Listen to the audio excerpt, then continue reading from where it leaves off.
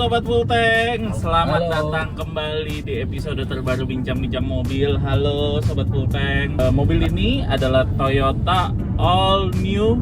Nama lengkapnya RAV4 GR Sport PHEV. Panjang banget tuh namanya, Panjang. seperti kebiasaannya Toyota. Nah, PHEV sendiri bisa dibilang adalah salah satu bentuk multi pathway dari Toyota, di mana Toyota saat ini tidak hanya punya mobil ICE, punya mobil hybrid, punya plug-in hybrid, diwakili sama RAV4 ini sama Prius ya. Ya, Prius Prius juga ada. Ya, Prius Prius tapi belum plug-in. Prius yang Udah. dijual yang belum plug-in. Yang dijual, ya. Yang pas Gias kemarin mereka launching yang plug-in tapi harganya nggak ada. Iya, jadi bersama Order ada kali ya? HEV. Iya. Belum ada kabar juga sih. Belum ada kabar. Oke. Apakah mungkin akan ke depan akan dibawa, kita belum tahu. Nah, terus juga ada elektriknya dengan BZ4X. Nah, Yang belum ada dia mild hybrid. Harusnya di Fortuner udah ada tapi satu dan lain hal tidak jadi, belum jadi dimasukkan ke Indonesia. feeling gua sih kayaknya itu mah udah ganti nama. Bisa. Udahlah, udah sayonara Fortuner. But let's put Fortuner di lain kisah. Tunggu aja kalau kita bahas mobil Fortunernya. Kali ini kita mau ngebahas soal apakah Toyota itu hanya menempatkan mobil ini dalam tanda kutip yang penting ada, atau sebenarnya ini menjadi bentuk untuk ngasih tahu ke publik bahwa Toyota itu juga punya mobil plug-in hybrid. Mungkin pendapat dari Om Adit dan Om Ivan gimana? Sebenarnya sih kalau mau jujur, kalau saya berpendapat plug-in hybrid itu sebetulnya lebih cocok buat kebutuhan harian di Indonesia. Karena pain point-nya mobil listrik itu kan pasti infrastruktur charging. Jadi kan kita terakhir kita bawa CRI Om Moda, kita sampai setengah jam mau bahas mau debat mau ngecas di mau mana. panggil yang Ngecas ngecas di di mana mana? itu kita sampai setengah jam debat. Nah ini tidak perlu, karena kalau baterainya habis tinggal diisi sama si bensin. Dia berubah jadi mode hybrid. Cuma masih kekurangannya ini kan masih bisa dibilang plug-in hybrid 1.0 lah.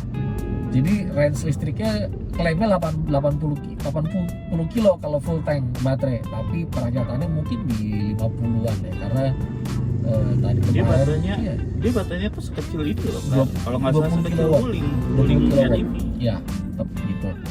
Nah jadi kalau bahkan ini waktu itu pas Gias kemarin kan saya ngobrol sama teman di Mas Bansar, General Manager Lexus Indonesia. Dia bilang Lexus juga punya plug-in hybrid kan, RX 450 Iya. sama NX ya. Ya, soalnya udah lumayan banyak ini. Nah itu banyak. Nah, LBX sudah. jadi dia bilang malah banyak customer yang karena jarak rumah ke kantornya tidak sampai 30 kilo satu hari, mesinnya nggak pernah nyala. Oh iya betul. Tuh. Nah, di situ tuh menariknya gitu. Makanya, dan mobil ini sejauh yang saya coba itu dia akan memprioritaskan EV mode. Jadi dia pakai EV terus. Kalau udah habis dia baru jadi hybrid mode. Gitu. Karena Dan untuk recharge juga ya. makanya sebenarnya mobil ini PHEV itu sebenarnya cocok, apalagi kan kalau kita bicara batch PHEV yang terbaru dari BYD 2000 kilo bos range-nya. Itu kalau 30 kilo berapa bulan gitu, 3 bulan ketemu bensin, bayangin. Nah Yang ada itu nggak ganti oli, yang ada ngapain ya ada tuh mesin? ya sekedar kalau habis dia nggak pusing, di rumah tinggal pakai 7 kilowatt colok selesai. Kalau pakai 2 kilowatt sebagai rumah PLN ini butuh 9 jam buat isi baterai.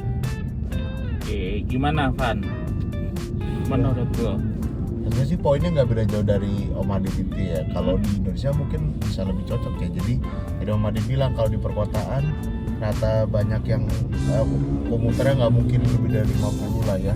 Itu tuh bisa cukup.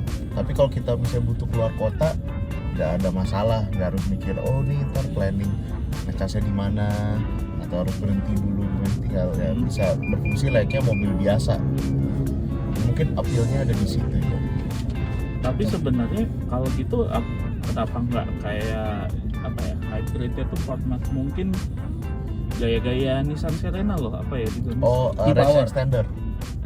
Range extender ya? Dia series, bukan Oh, series hybrid ya. Kalau range extender itu masih bisa dicolok juga.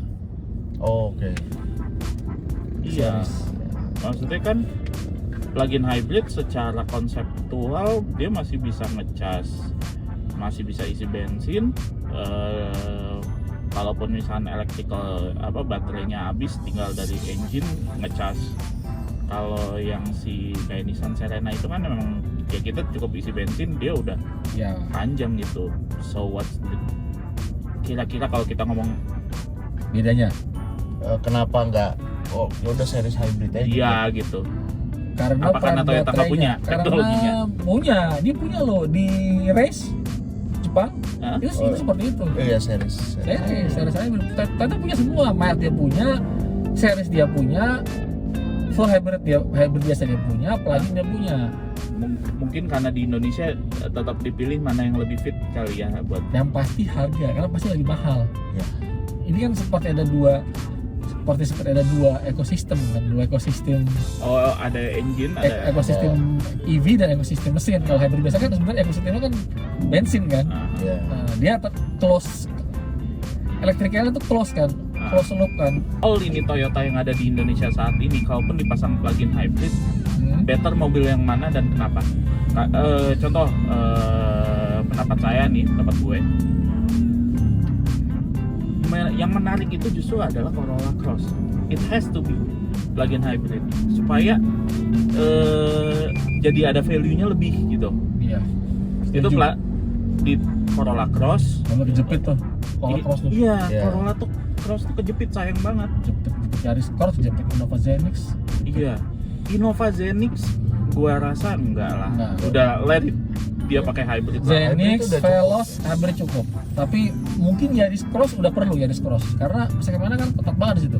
Iya benar. Mungkin ya. Benar. Yaris Cross Tapi- udah perlu. Harganya bisa makin ke push lagi. Ya. Nah, apakah orang tuh bisa, secara umum tuh bisa dapat gitu perbedaannya? Karena mungkin kita paham, oh nih plug-in dulu ini. Nah, Nah, tapi bener, awam. plug-in itu memang ini tetangga saya orang berapa kerja puluhan tahun di dealer mobil pun masih belum aware istilah plug-in hybrid. Oh, demi hybrid sama. Ketika melihat teman saya mencolok, bingung. Lah ini kan mobil Mencolok ya? bensin. Ini listrik atau hybrid? Ini plug-in hybrid. Oh, gitu ya? Iya. Dicolok, iya dicolok. Oh. Jadi jangan bingung kalau misalnya ada mobil nyolok tapi belakangnya masih ada knalpot. Jadi Itu namanya plug-in kalau hybrid. ada RAV4, ada Lexus tadi apa, NX. NX, terus ada Merc yang baru C63 AMG e-Performance, Emang dia plug-in? plug-in hybrid. Plug-in. Nah, Oh, yang 2000 cc itu ya? ya Iya. dia mencolok di SPKL itu tolong jangan dibully ya, karena itu Iya. nggak bisa nyolok, jangan masuk wall of shame, jangan. Meskipun plat nomornya nggak ada biru-birunya. Iya.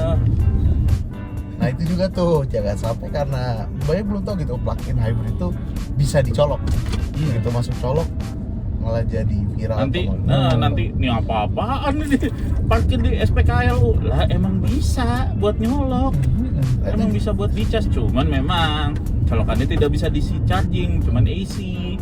Iya. Ini AC kan? AC. AC, Atau kan. kalau ya BYD belum pribadi karena nah ini menarik juga nih, kita nunggu BYD nih kapan mereka akan memunculkan si plugin ini, karena Masih lama. di Thailand sudah launching. Masih lama. Ya, kata mereka nunggu insentif. Oh, Iya. oke. Nah, itu menarik juga tuh. Apakah plug-in harus diberikan insentif? Maksudnya iya harus sama dicolok. Karena sama dicolok. Kalau yang Sama dicolok nggak usah. Tolong. Tapi hybrid tidak. Selama bisa di charge. Oh ya, di charge. Bahasa. Gua enggak dicolok hidung. Oh iya. Gokil dong. Kalau Bermasalah ya. Kita dibilang charge mungkin terlalu formal sekali nih, kayak datang ke seminar industri. Kita ngomong colok begitu. Sana aman ya. Colok mencolok. Iya, colok hidung nih. Iya, balik lagi. Prinsipnya ya kalau bisa dibilang memang mungkin ya kedepannya nih plug-in hybrid ini karena bisa nyolok juga bisa jadi salah satu pilihan untuk dikasih insentif, karena balik lagi kayak gimana ya bilangnya, Kan bagaimanapun dia tuh punya mode EV yang apalagi kalau kita lihat bicara yang plug-in hybrid 2.0 ini masih 1.0 ya. Kayak seperti BYD tadi, dia electric range-nya 129 kilo. Udah layak dong. ya Mau masuk Jakarta keliling juga. Kalau Jakarta maunya bebas emisi harusnya boleh udah masuk. Betul. Kalau Ya. ini cuma 60 kilo masih dikit, terus 129 kilo. Tahu juga 60 kilo dengan ada mesin ICE begini, pasti mesin ICE-nya nggak kepake sering. Enggak Iya, pakai. kalau- Ini baru nyala. Setelah minjem baru nyala di hari ketiga ini. Oh iya. Mesin IC. Iya kalau cuma sekedar pakai Jakarta seluas-luasnya rasanya 50. 50 udah sudah satu kantor kecuali taksi ya. Ya, kecuali Ya. Saya 300 kilo gitu. atau buat nganter-nganter, tapi ya itu. Kecuali Boleh. tinggal di Bogor, itu bolak-balik bisa Bisa. 160. Ya, 150 bisa. 160 ada. Atau kayak itu strateginya gitu kan, selama jalan Bogor Jakarta pakai full bensin nyampe dalam kota Iya. listrik nyala. Tapi itu ya betul, karena harus diakuin kelas satu kekurangan dari plug-in hybrid bukan masalah dari sistemnya tapi harga, karena jadinya itu kita kayak punya dua mesin. Ya. Dan pemerintah tuh masih nganggap plug-in hybrid itu sebelah mata. Padahal secara mungkin kalau kita ngitung carbon emission ya, Emisi karbon. Iya. Ya. itu mungkin bisa lebih efisien daripada hybrid. Dan ini baru kejadian nih sekarang. Dulu 5 tahun lalu banyak pabrikan, contohnya Hyundai, Volvo, itu dengan gagah berani bilang kita akan berhenti menjual ICE tahun 2030. Semua produk kita elektrik. Sekarang Datanya apa? Volvo baru terakhir yang dia balik badan. pakai yang itu ya, X. Ya, jadi akhirnya dia bilang dia 90% dia akan plug-in car. Sekarang istilahnya juga kalau kita bicara kalau kita bicara new energy vehicle kan masih gabungan antara hybrid sama elektrik, kalaupun dengan elektrifikasi. Kalau di Cina ada istilahnya plug-in car, jadi mereka hanya menghitung mobil-mobil yang dicolok tadi gitu, tadi bahasanya plug-in. Itu termasuk diantaranya BEV, PHEV sama RF.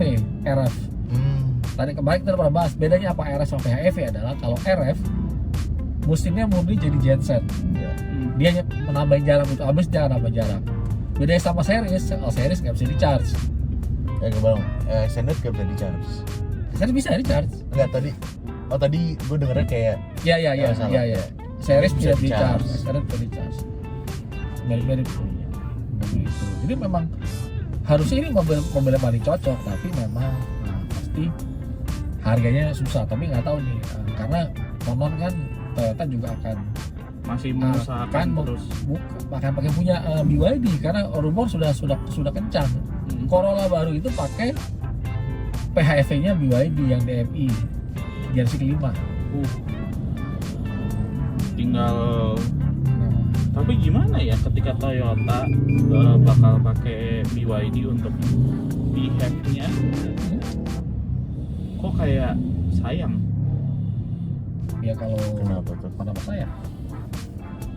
Buat Toyota menggunakan barang orang lain udah bukan suatu yang aneh kan? Betul, Avanza aja, iya. Supra, GR86. Betul, cuman maksudnya ya emang sih waktu Toyota dengan BMW pakai Supra, dia kan engine-nya benar-benar engine BMW, jadi kayak quote on quote dia mobil Jerman di cover sama bodi Jepang. Dan ramai juga di internet, tapi kan balik lagi yang ramai kan bisa yang nggak beli. Ya, Karena tidak ke salesnya ini, dan juga maksudnya BYD kan juga salah satu market leader. memang market leader, tinggal pertanyaannya adalah durability-nya sebenarnya. Mungkin karena belum dites di Indonesia, belum ada pembuktian yang kayak plug-in hybridnya Toyota kan at least sudah terbukti berapa sih, 10 tahun, 20 tahun maybe. Ya 10 tahunan tuh. BYD? dari Prius Prime. Iya, BYD mungkin berapa?